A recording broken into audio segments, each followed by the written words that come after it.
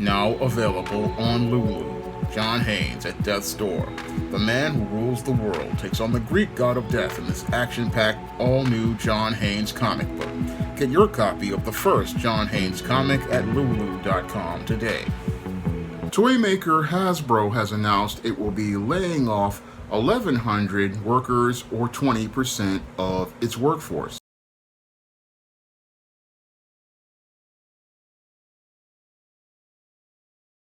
Christmas just around the corner, literally. That's not stopping toy maker Hasbro from laying off another 1,100 workers. Toy sales are down. The Pawtucket, Rhode Island company previously laid off several hundred employees. Hasbro, which makes My Little Pony, Transformers, and Nerf toys, says it saw demand for toys start to sink earlier this year. Its biggest competitor, Mattel, also warned of soft sales, but its stock is up slightly due to the success of the Barbie movie. Now, Hasbro says it is forced to lay off these 1,100 workers, or 20% of its workforce, due to the poor sales it has had over the holiday season. And as Hasbro has struggled to get sales for much of its merchandise, such as Marvel figures, Star Wars figures, Transformers, G.I. Joe Classified, My Little Pony, Play-Doh, and Playskool, it says it's forced to lay off another 1,100 workers in addition to the 800 workers it laid off earlier this year. Now, Hasbro has been, as I see it, struggling as related to its business ever since about 2018, and it's been struggling ever since about 2018 when it started launching merchandise for the Star Wars sequel film, The Force Awakens.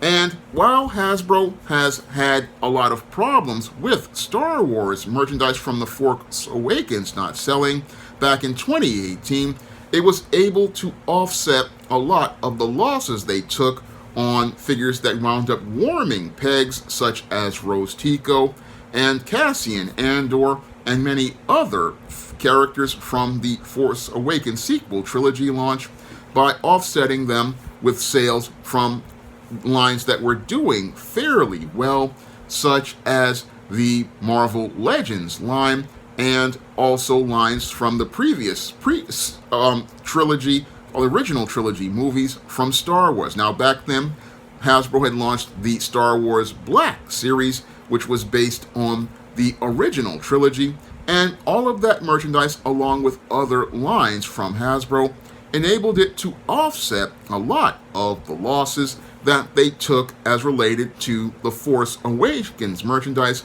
rotting on shelves. Now, as Hasbro was able to offset those sales with the strong performance of Transformers lines, the MCU figures that were produced as related to the Marvel Cinematic Universe, which was at its peak, they were able to go out here and be able to push towards somewhat profitability as related to merchandising.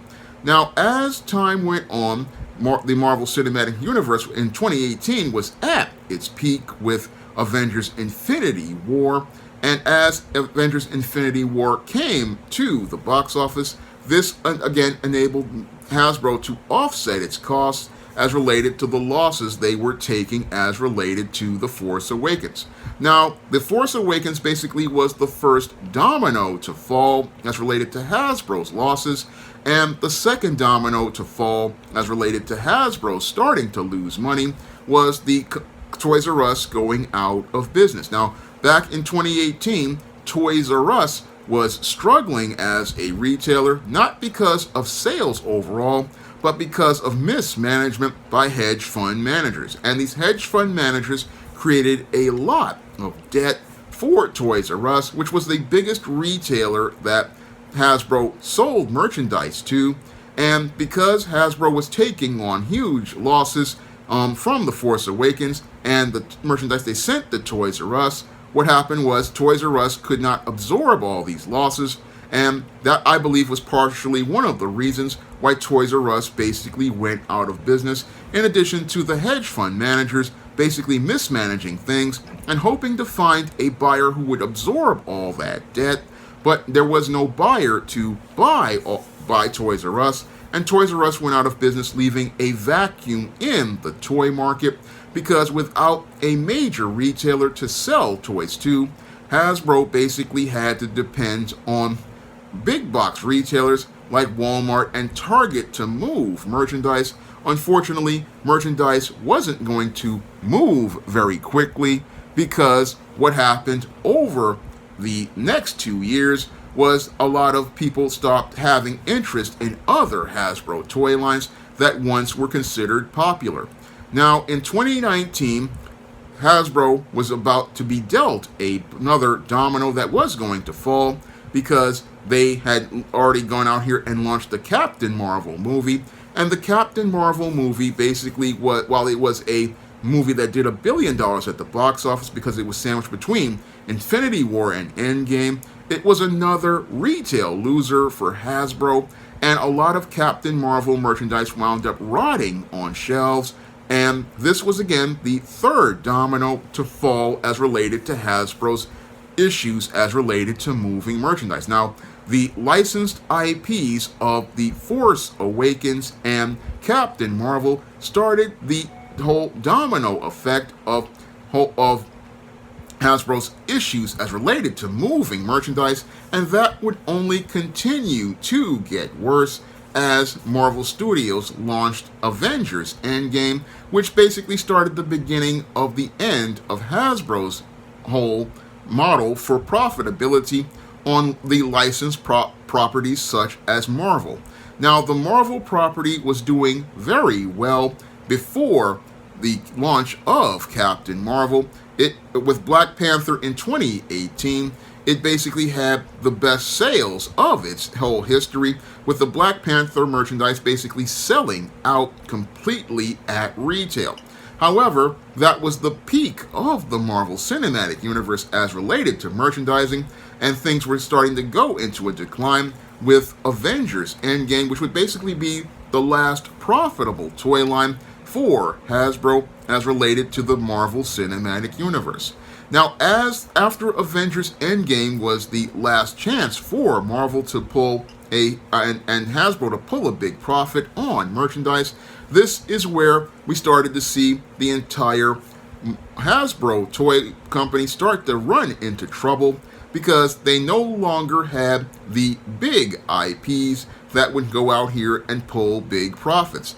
No, they could no longer offset their costs of losses on the Star Wars sequel trilogies with the Marvel Cinematic Universe anymore, and this really started a major decline in Hasbro's overall toy sales.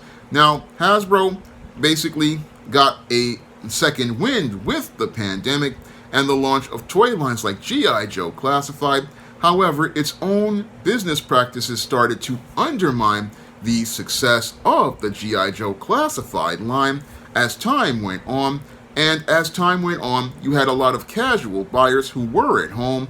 They were no longer buying merchandise in order to stave off the cabin fever they had during the COVID lockdowns, and that also exacerbated the problems over at Hasbro as related to profitable toy lines, because many of the toy collectors and the speculators stopped buying merchandise as related to these toy lines. But there was another domino to fall as related to the overall MCU as related to merchandise rotting. We already had a domino with The Force Awakens, The Last Jedi, and the third film, The Rise of Skywalker. We had already a couple of dominoes fall on the Star Wars side, and we also had it with Captain Marvel. And the next domino to fall was Eternals, which was a complete merchandising disaster with figures basically rotting on shelves.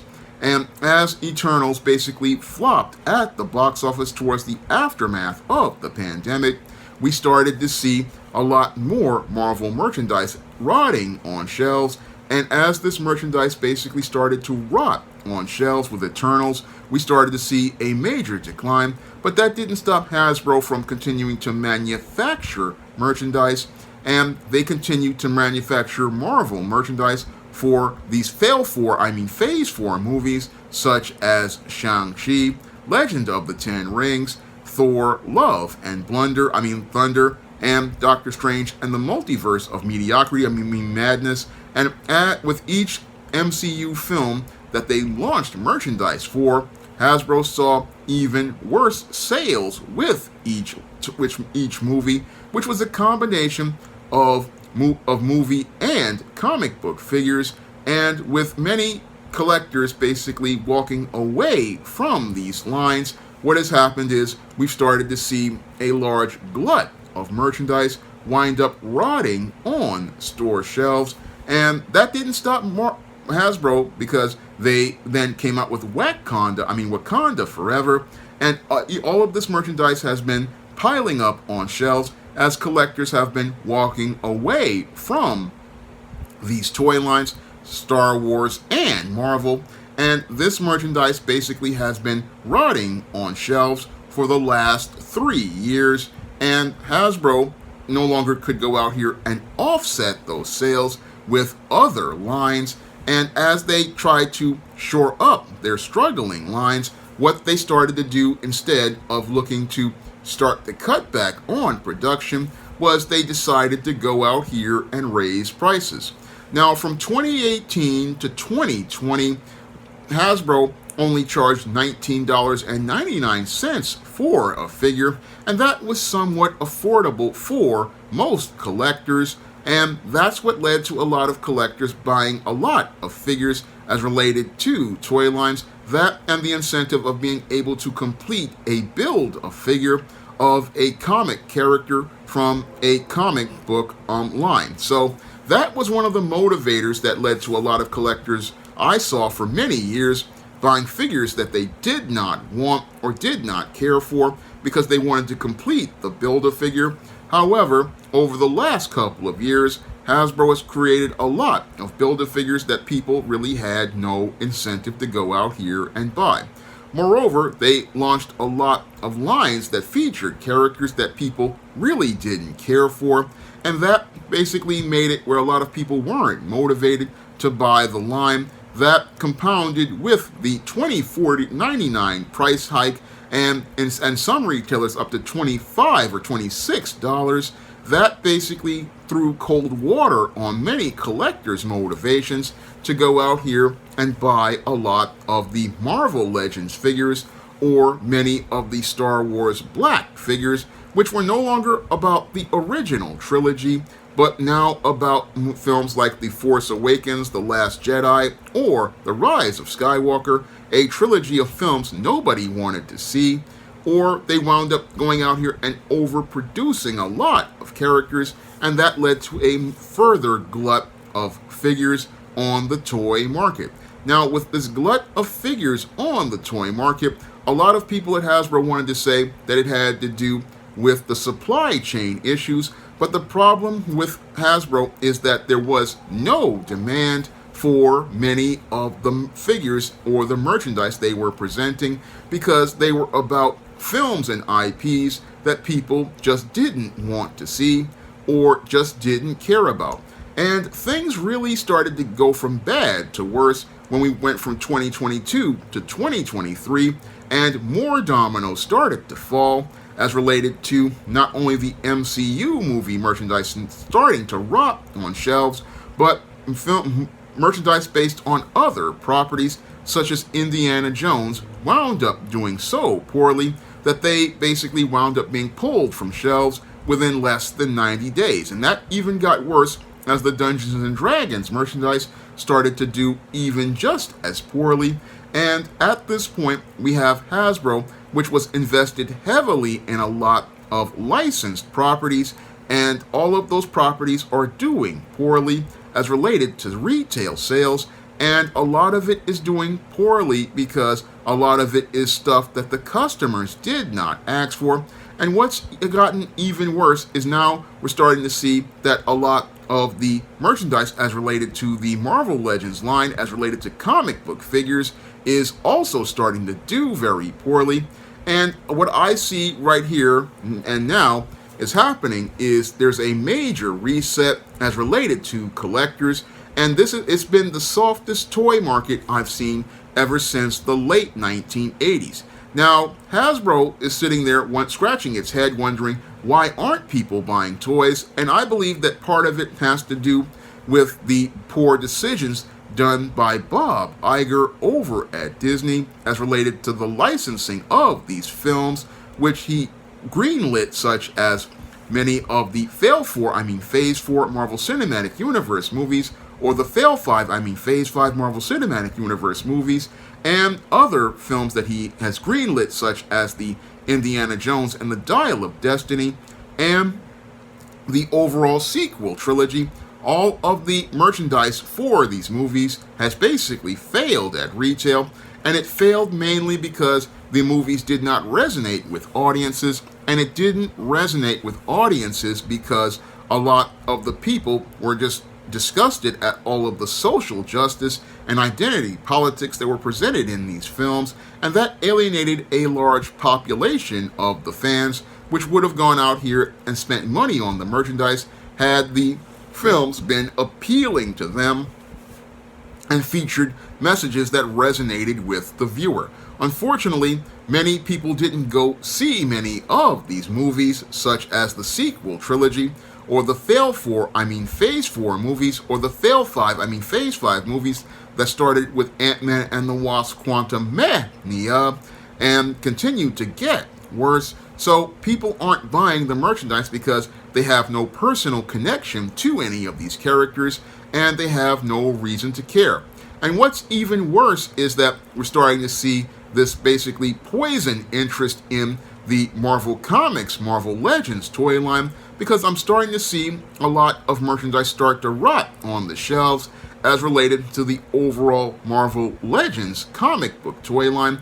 So what's happening here is we're seeing a lot of people walking away from Hasbro merchandise they would have picked up back in 2018 or 2019 at the peak of the market.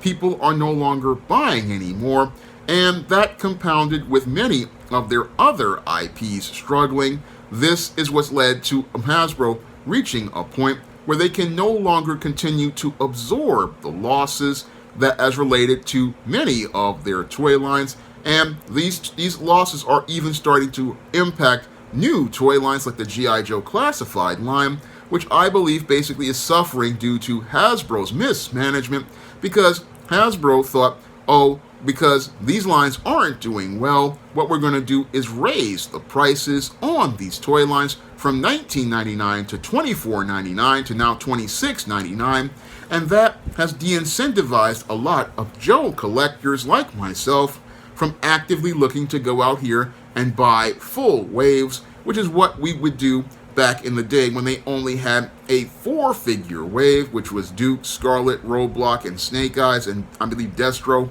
That was a 5-figure line, but these days it's up to about 6 or even 7 figures at $26.99, and that has basically made it where this line has become unaffordable for most collectors, and as a result, people aren't buying a lot of these figures, and a lot of them have been struggling to sell at retail, and more product is winding up at discount retailers such as Ollie's, and this was chronicled by the world-class bullshitters as they went to travel to Ollie's, where they showed us line after line of Hasbro merchandise that has basically rotted on shelves as the Magic Kingdom has become the Tragic Kingdom, and Disney merchandise has basically wound up rotting on shelves. And even worse, we're now starting to see G.I. Joe Classified and Transformers winding up on the shelf next to them, and they're winding up on the shelf next to them because they've gone from collectible to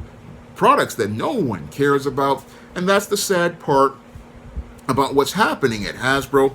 They want to go out here and say that they're having a poor holiday season, but I don't really see much incentive to buy anything. And I've been a toy collector for over 30 years, and this has been the worst year I've seen overall as related to toys, because what I'm seeing over at Hasbro is that as related to the Marvel side, I'm seeing the same figures being made over and over, and that doesn't really give me an incentive to collect anything, because I've already got maybe about 15 Iron Mans in different armors. I got about 3 Captain Americas. I've got 2 Thors. I've got 2 Hulks. I've got about 3 Wolverines. And I've reached a point where I say that I've got enough of these characters, and there's nothing really special to incentivize me to buy anything, because I've already got many of these characters, and I've got many of them in definitive versions. So for the adult collector, there really isn't much to buy as related to Marvel, and for the kids who were into the MCU, there was no reason to buy anything at all, because everything with the MCU basically ended with Avengers Endgame. And for the G.I. Joe classified collector, it's becoming a lot harder to buy anything, because they launch a lot of figures in these 5 and 6 figure waves, and the waves come so fast that it becomes overwhelming for a collector's finances. That's another issue I have with Hasbro as related to this year. This year, they have really been with a sketchy ethics as related to the way they go out here and deal with pre-orders. Now, pre-orders were a great way for a collector to go out here and buy figures, because that ensured that you would not miss out on any figures that were short packed. But the whole thing is, Hasbro fouled up the entire pre-order business by going out and doing things like shipping figures way before the official release date. Now, Hasbro used to say, oh, this product was supposed to be coming in May of 2023, but all of a sudden in March or April, I'm getting figures, and that became a very frustrating thing, because I was trying to save up the money to buy these figures, but all of a sudden they're right on my doorstep 2 months before they're supposed to come. And that was very aggravating for me, and it became more aggravating for a lot of collectors who would go out here and put in the pre-orders for products like the Controller Wave, or the wave of figures for the Puff Adder Wave of Marvel Legends, or the G.I. Joe Shipwreck Wave, and then all of a sudden these figures are shipped way too early, and just when you're trying to get the money together to pay for these lines, they're already here, and you're afraid of missing out. But then what happens is that 3 or 4 months later, these figures are at retail, and as they are at retail, they're winding up being marked down at places like Ollie's, and that's another thing that frustrates a lot of collectors, because they're talking about, oh, it's the supply chain, but the whole thing is that your inability to manage your supply is just destroying demand, because why should somebody go out here and put in a pre-order for a figure for $24.99 to $26.99 at places like Hasbro Pulse or Big Bad Toy Store, when that figure may possibly wind up at a place like Ollie's for $9.99. So Hasbro doesn't see how its whole mismanagement of shipping is frustrating a lot of people and leading to people not looking to go out here and buy merchandise, because they are just so caught up in their greed and looking to make money on the short term,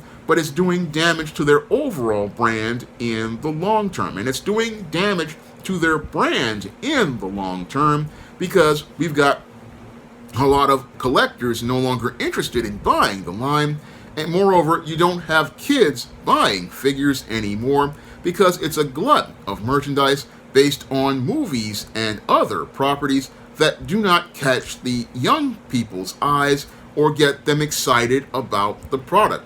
That's another problem that Hasbro has as related to the IPs that it licensed from Disney. A lot of these IPs are starting to show their age, and when I look at IPs like Star Wars, this is a 40-year-old property, basically for almost 50 years old when you consider the original trilogy. So the interest isn't there in this old property. And the same thing goes for Indiana Jones, which is basically almost, again, another 40-plus-year-old property. Not to mention, you have the Marvel Cinematic Universe, which is showing its age, with it being almost at the almost 20th anniversary of it. I mean, we came in 2008. We're getting close to the 20th anniversary of the MCU. And all of these properties are starting to get old. And a lot of the Gen Xers like myself who bought heavily into these lines were starting to get older. I mean, I'm 50 right now, And a lot of the people who bought these lines are starting to be in their 50s and their 60s. And as people start planning for their retirement and fixed incomes, they're not having the money to go out here and be able to collect these lines anymore. Moreover, a lot of people don't recognize these characters due to the major sales slump as related to the comic book industry. So there are a lot of compounding issues that are hurting Hasbro right now as related to many of the IPs they license. A lot of these IPs like Indiana Jones, Dungeons and Dragons, a lot of this stuff is very old, and they're not creating new IPs to offset the losses with new characters, and that's something that Hasbro desperately needed to do. Unfortunately, they have not focused on that. And you have guys like Bob Iger who are still stuck in the past, and because they're stuck in the past, they're still making licenses for IPs that are old instead of coming out with new characters and new stories, because it's the new characters and the new stories that really sell and move merchandise. That's not what we're seeing right now as related to Hasbro, and this is some of the reasons why Hasbro is struggling right now as related to its sales. It's really struggling because this holiday season they have made a lot of merchandise to appeal to adult collectors, but really haven't created a lot of merchandise to appeal to kids. And when they do make merchandise to appeal to kids, they gotta put the message in it like they did with Transformers Earthspark. Now, Transformers Earthspark basically wound up alienating people with the whole non-binary Transformers, and that turned off a lot of young customers who would have been interested in buying the toys from that line. And that's something that Hasbro didn't think about because they were caught up in identity politics that were pushed by companies like Disney. But the main reason why Hasbro is struggling right now is mainly because they have licensed a lot of old IPs, but haven't gone out here looking for new IPs or new characters to go out here to create and sell merchandise of. And this is the reason why they have suffered all of these losses. And this has been a domino effect since 2018, when they decided to merchandise heavily The Force Awakens. And as they continue to manufacture merchandise, they continue to ramp up production of that merchandise to the point where it basically saturated the market. And as the market got saturated, we started to see the softening of not only the new toy market, but we're starting to see the softening of the whole secondary toy market, such as adult collectors. And I've seen that on eBay, because I remember back from 2014 to about 2020 that you could actually move figures very quickly on eBay. You could flip figures very quickly.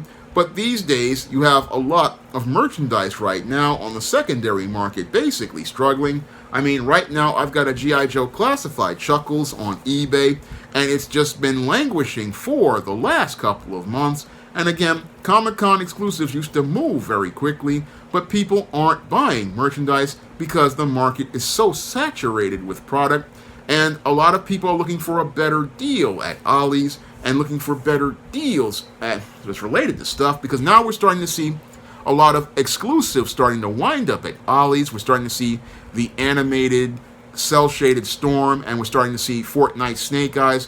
And so people are speculating, oh, this will hit Ollie's for cheap or hit clearance for cheap. And right now on Hasbro Pulse's website, there's a lot of figures going for cheap. The action figure market is basically at the softest point I have seen since the late 1980s, and I believe also a part of it has to do with there being a cultural paradigm shift, because a lot of the young people basically are looking to move on from the superheroes and superhero movies and superhero movie merchandise. This is the same thing I saw back in the late 80s when I was growing up, and I was a big time fan of shows like Voltron and Transformers and Thundercats and He-Man. I saw a lot of that merchandise around 1989 and 1990 when my brother and I used to go on toy hunts at Kitty City. A lot of that merchandise sat there because kids had basically grown up and they were looking to move on. And as they looked to move on, they were looking to put away the characters they grew up with back in the day. And I believe that's what's happening right now. A lot of Gen Xers are getting older, and they're putting away those characters and moving on. And we're seeing a lot of collectors basically moving on. But Hasbro was depending on the money from those collectors, mainly the adult collector market. But the Gen X adult collector market and the millennial collector market is now shrinking, and Hasbro is losing a customer base. So what's happening here is they have basically bought a lot of old IPs that have basically peaked at this point. And this is the reason why Hasbro has had the worst year in its whole last 5 years as related to this slump. Meanwhile, Mattel was able to, I believe, short-term capitalize on the popularity of the Barbie movie and move merchandise, but the future of toys, I believe, is going to be with newer properties and newer fan bases and creating new fan bases. So Hasbro really has to start ramping up interest in new IPs and new merchandise the way Mattel did back in the 2010s with Monster High. Now Monster High is doing a little bit well for Mattel, but the whole thing is that we really need to get, like Retro Blasting has talked about, kids back interested in toys, because if you don't get kids interested in toys, I don't see Hasbro going on much longer, because what killed Toys R Us, I believe, partially was the glut of Star Wars merchandise in addition to the bad hedge fund investing. And what I believe is going to possibly put Hasbro on a road to going out of business is if they go out here and continue to make merchandise as related to Marvel and Star Wars IPs. These IPs have basically run their course, and it's time for Hasbro to start thinking about creating some new properties with some new characters, and it's time for Hasbro to really start regrouping, because if they don't regroup, I see them going right out of business the way Toys R Us went out of business in 2018. Now, if you want to pick up my first full comic, John Haynes at Death's Door, you can find that comic on Lulu.com by clicking the link in the description box, and you'll be able to pick up a paperback copy for the same price that it was on the 2022 Kickstarter. And if you want to pick up my second comic, Esteem No Good Deed, you can find that comic on Kindle for 99 cents or in paperback in the Esteem Blast from the Past paperback story. And if you want to pick up some of the other action-packed fantasy fiction on the SJS Direct imprint, such as the Isis series, the Esteem series, the John Haynes series, and the books of the Spinsterella trilogy or my vampire novel, Eternal Night, you can find all of those SJS Direct Universe books on Amazon.com in paperback and Kindle format. You can also find them at other online booksellers like Smashwords, the iBookstore, Google Play, and Barnes & Noble. And if you'd like to help me be able to create my next full SJS Direct comic, you can send a donation to the Patreon, the PayPal, or the Cash App. Or if you want to continue to support the channel, you can send a donation to the Patreon, the PayPal, or the Cash App by clicking the links in the description box. That's all I have to say for this video. You can comment, rate, and subscribe. Now available in paperback and e-readers, E-Steam Cancel Vacation. Hell's aspiring angel takes on a social justice, social media mob looking to cancel her in this all-new E-Steam series adventure. Get E-Steam Cancel Vacation in paperback and e-readers today. Now available for free on Google Play and Smashwords. The Retreat by Lawrence Cherry. If you want to advance in your faith in God, sometimes you have to retreat. Get The Retreat for free on Smashwords and Google Play today. Support Black-owned and Black-operated digital broadcast media. www.niceradionetwork.com. Nice Radio Network, broadcasting 24 hours a day, 7 days a week.